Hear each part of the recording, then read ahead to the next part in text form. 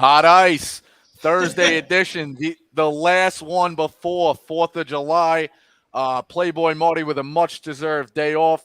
We got Jack Fuckboy McCarthy behind the sticks. So anything that goes wrong, we know who to blame. There's also a very real possibility that if I take another shot at him, he just shuts the cameras like the end of Sopranos. So that's all. So we got to be careful. I got to carefully place my shots. It's like yelling at the umpire. Hey, Larry, give me a call. What does he call him? What does Spinella call him? Jerry. Jerry. That's a ball, Jerry. All right, so we got to plan these shots accordingly.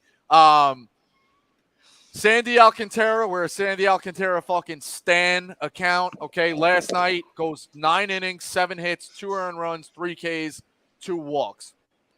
I actually went against them. I thought it was an okay spot for the Cardinals. They had it, but this guy just deals. The reason we bring it up is with 2 on and 1 out in the 9th, Mattingly comes out and basically Alcantara, I don't know if he ever even thought about taking him out, but Alcantara basically is like, yeah, I got it. I'm good. So it's my game to lose.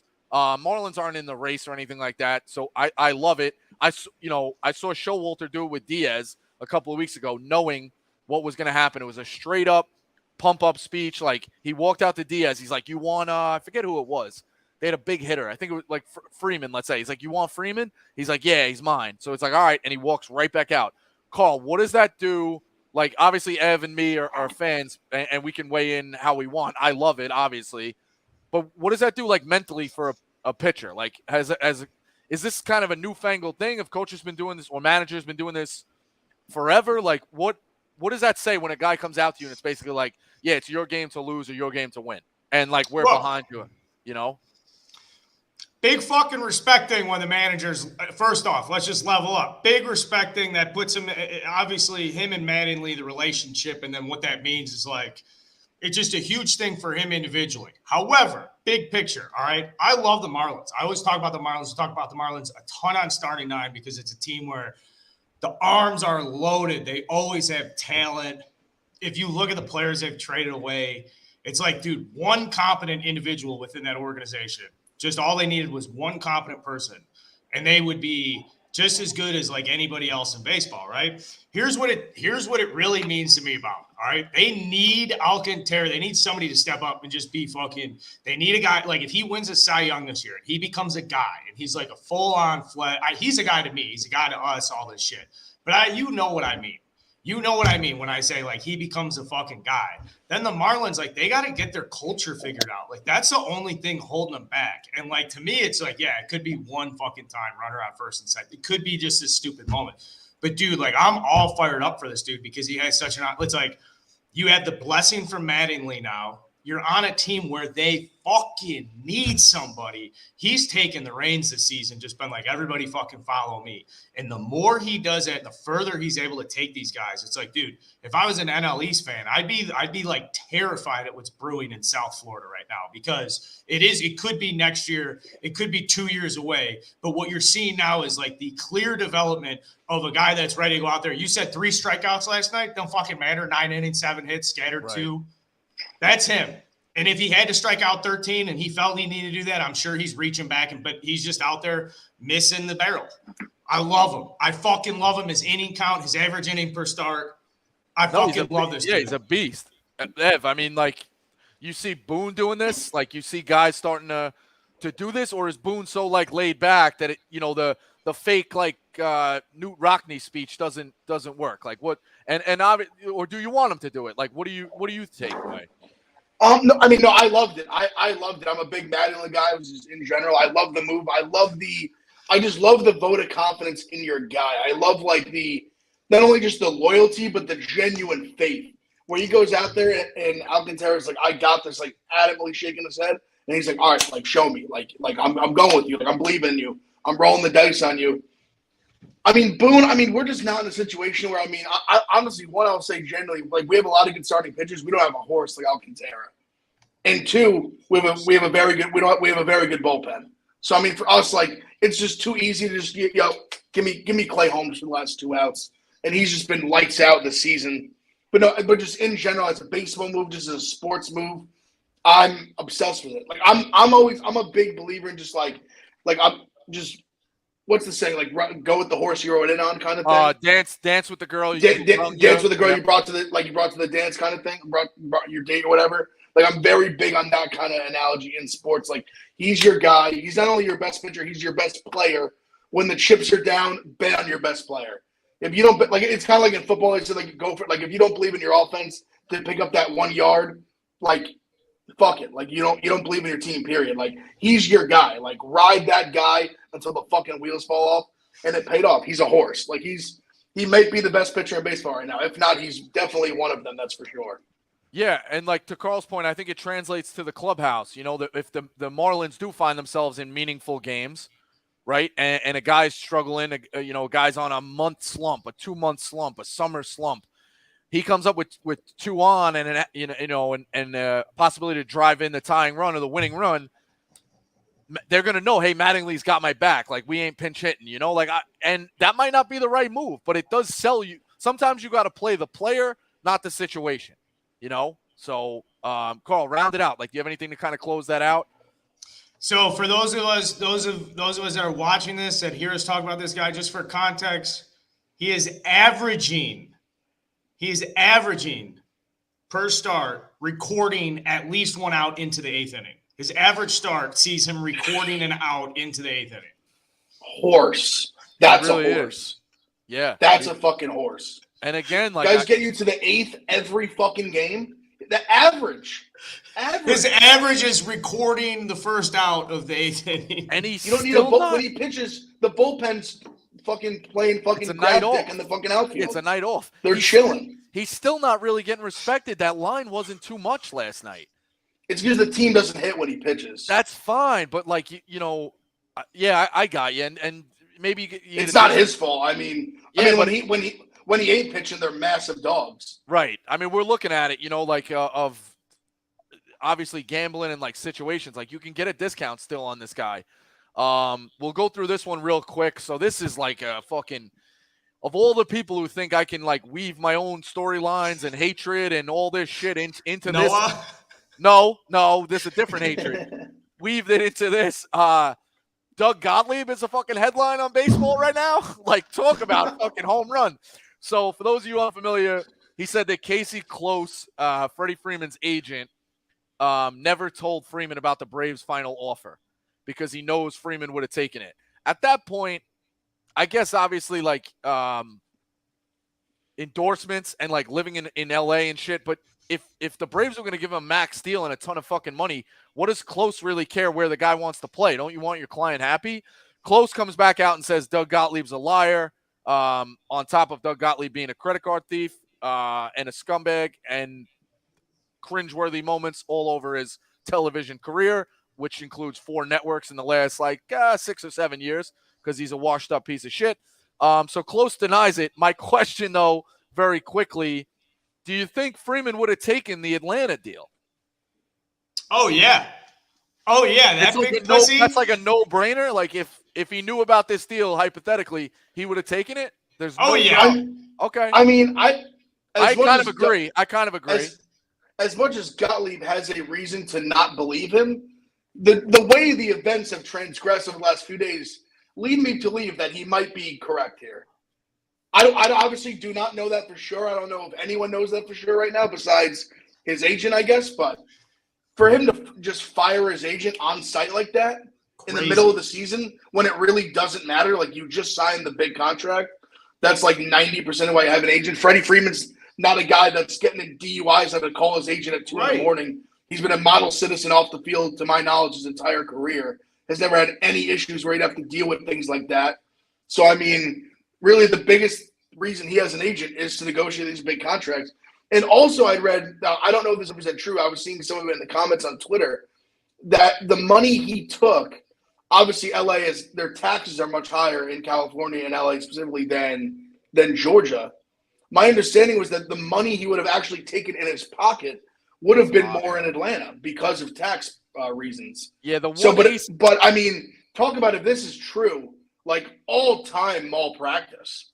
Like if you're literally just out here like wanting your guy to be in LA for whatever reason and literally like not keeping him from wanting to be home. Because obviously everything the way he transgressed where he goes back to Atlanta for the first time, and it coincidentally happens right when he goes back to Atlanta for the first time, where he's getting his ring, he's crying on the field. Obviously, you see a big part of him wishes he could have still been there. I mean, if this turns out if some more truth comes out, or we get any concrete details, I mean, we're talking lawsuits. We're talking like some heavy shit. He'll lose his Like, has this ever happened before? Yeah, Nerlens Noel's in the middle. Nerlens Noel, or however, I can't say his fucking name. Oh yes, it's Nerlens Noel. Yeah. He got the raw deal because Rich Paul, he changed his agents over to Rich Paul. He was like, yeah, don't take the extension from the Mavs. And then then Mavs are going to give him $70 million over like 4 years or something. He goes to the market. He gets like $5 million for one season for the Sixers. But they're in court now. He's suing them right now. That's like a big. But see, that's I was aware, but to me that's a little different. If he knew about more the just money. That's more just bad advice. He at least was aware of the contract. He wasn't picking. Yeah, there's some stuff there where Rich Paul wasn't picking up phone calls on him. It was not being interesting. active. Okay, but in this case, little deeper than I thought, I guess. But in this case, there's like, okay, I don't know much about Excel management. I don't know much about his agent. I know that like there is very good chance though that Freddie's crying and Freddie's emotional, and then all of a sudden it comes out. It's like I don't know if this is straight up true, like where Atlanta's like, oh, you didn't know about this offer. Like maybe it wasn't a real offer. Maybe it was like, hey. Yeah, so the two things that I'll round it out with is that, one, the ace up his sleeve is that Freeman hasn't publicly commented on it, to Ev's point that Gottlieb might be correct, and that kills me to say. But that definitely, like, looks on it. Freeman's not making a comment. The other thing is that now I fucking... No, you got it, big fella. Freddie Freeman, come on, the agency, Excel, fucking Gottlieb, fucking... Gottlieb's hatred, it blinks in. He just blacks out when Gottlieb. I literally blacked out. It'll come back to me. Listen, what Freddie Freeman is getting paid a lot of money, and it's a sad situation that the guy's one of the best players in baseball right now, much less first baseman on a first base team in Los Angeles, absolutely fucking killing it. And he's got to sit here and fire his agent, deal with this bullshit, and cry. And you know what it is? Some things are bigger than sports, Rico. He's a human being. Guy loves Atlanta. Here's what it was. Sorry, I blanked out. So Freddie Freeman plays there for 12 years. They love him. They win a World Series, right? And I know the chain of command. We're going to give the offer to the agent. The agent's going to come back, go to his client, come back with revisions, and then we're going to go whatever. The final offer. You're telling me that the GM and the owner of the Braves don't give Freeman a call on his cell to be like, hey, like pull on the heartstrings, or like maybe send them a text with like him with champagne and them together being like, hey, you sure you want to do it? Like Freeman didn't like, they didn't make that one. Freeman definitely didn't know about the envelope at all. This guy's such a cover-up artist that these guys didn't have any direct communication with him for the one final one, you know? I don't think that's there's no one final one. There's no one final one to me. I think it's all smoke, man. I don't think it happened because all right. I mean, that's what I'm saying. It doesn't make sense. Yeah, it makes I don't think that you posing that question is crazy though. Because I just the human element of the relationships, I get it's big time billion-dollar business.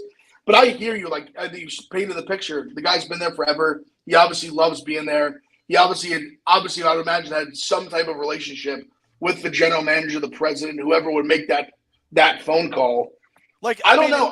It's a barstool comparison, but like Dave said it on his show the other night, right?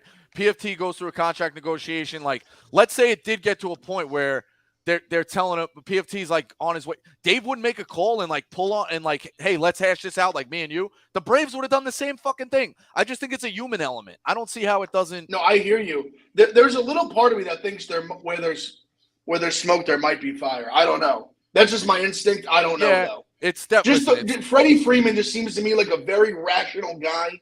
And he's been reported to be a dickhead. Really? Is he that much of a dickhead? I've heard that Freddie Freeman? Isn't that a thing when he left in the Atlanta clubhouse was like, all right, good. That guy was fucking So dominant. maybe I'm not as in touch with you. I don't know.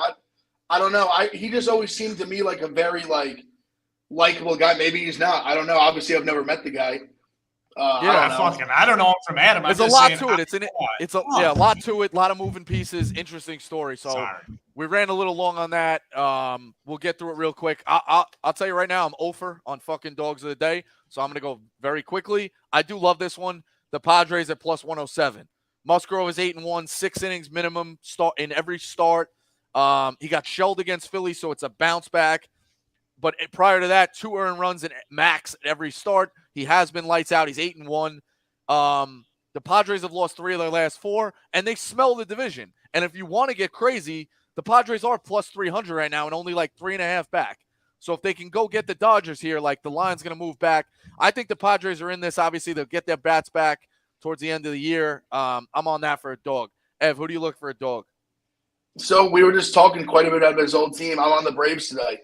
Okay. I mean, listen, they're plus 135 today.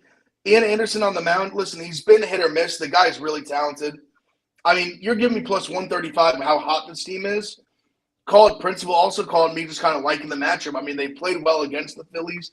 I mean, the Phillies have some injuries themselves. I mean, plus 135 just seems long to me. It seems like a long price. I really like the Braves in the spot. They just won last night, like I said. Played well against the Phillies. I feel good about them here. I really think they get the job done. All right, and then before we get to you, Carl, and the dog, it's kind of a perfect segue. Ev, you putting a Brave in for the hit parade? Yeah, you know I am. You know I am. Who do you got? Shout out my guy Garrett Knowles. I forgot his name the last time. All right. I remember because he had been begging me to put Dansby Swanson in the hit parade. I put him in. He comes through. I'm going back to the well. Dansby Swanson. Braves are winning. Dansby Swanson's getting a hit. Maybe sprinkle a home run. I don't know. Call me crazy. It's Thursday. It's still June, so I'm going to put in Kyle Schwarber. And Carl, who are you throwing in? I'm going to throw in Joey Votto. It's a night game at Wrigley Field against Kyle Hendricks, who doesn't walk guys like Joey Votto. Joey Votto does nothing but hit lasers off of Kyle Hendricks. Love it. He does have the most hits on the history today on the thing. So that's at plus 265. The hit parade right there, 265 for you. Speaking of plus signs, Carl, finish it out. Who's your dog of the day?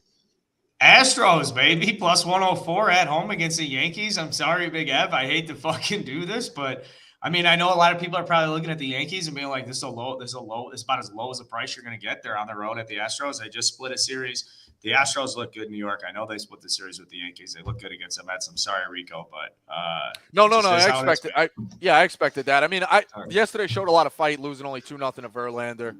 Also, thoughts and prayers to Frank. Got kicked by a chair by Meek Phil, so I hope he's okay.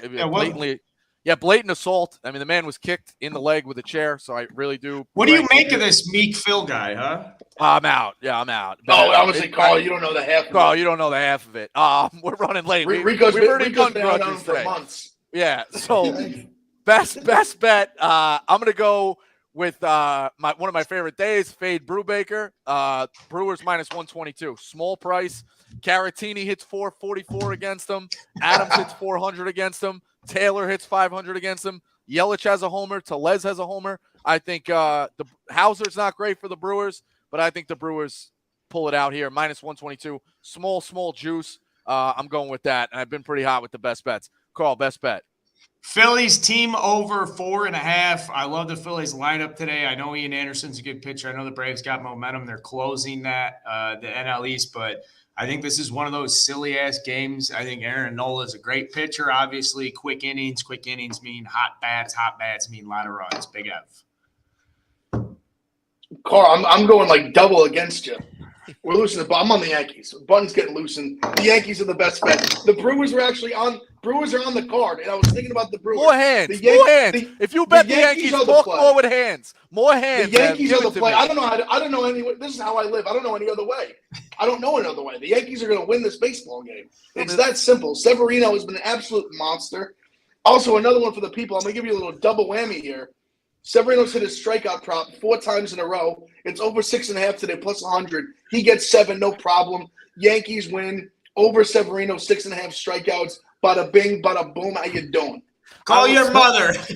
I was hoping that Severino hit it 3 times instead of 4 times for a strikeout prop. So I could be like, hey, hit it 3 times. Guy throws the ball over the fucking wall. Fucking, that's how it goes. So all right, so we get the parade. Boom bops. I don't even know what we have for best bets. It's but extra innings, real quick, kind of. I mean, this has been maybe the loosest show we've ever had. But tomorrow in the Cubes, why even give a half day?